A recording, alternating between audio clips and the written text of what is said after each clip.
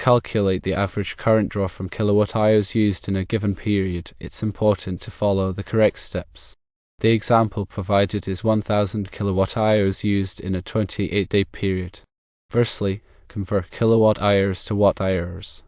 To do this, multiply the kilowatt hours by 1000 watts per kilowatt. So 1000 kilowatt hours multiplied by 1000 equals 1 million watt hours. Secondly, divide by the number of hours in the period to find the average power consumption per hour.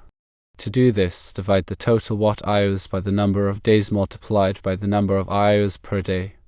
In our case, that is 1 million watt hours divided by 28 days multiplied by 24 hours per day, which equals 144.23 watt hours per hour. Thirdly, convert watt hours per hour to amps. To do this, divide the watt hours per hour by the voltage of the service. Assuming a 240 volt service, divide 144.23 watt hours per hour by 240 volts, which equals approximately 0.601 amps. Therefore, the average current draw on a 200 amp service, based on the usage of 1000 kilowatt hours over 28 days, is approximately 0.601 amps. This is significantly below the 200 amp service capacity.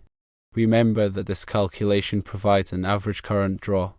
The actual peak current draw at any given moment may be higher or lower depending on the specific loads operating during that time. This calculation assumes a constant voltage of 240 volts. Voltage fluctuations can affect the current draw. If the voltage is lower, the current draw will be higher to deliver the same amount of power, and vice versa. The power factor is assumed to be 1 in this calculation. If the power factor is less than 1, the actual current draw will be higher than calculated. Power factor correction can improve energy efficiency and reduce current draw. This calculation provides a useful estimate of average current draw. It is important to consider these factors and use appropriate measuring equipment for accurate monitoring of electrical loads.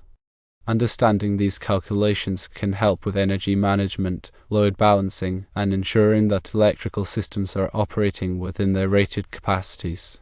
Always consult with a qualified electrician for any electrical work or if you have concerns about your electrical system.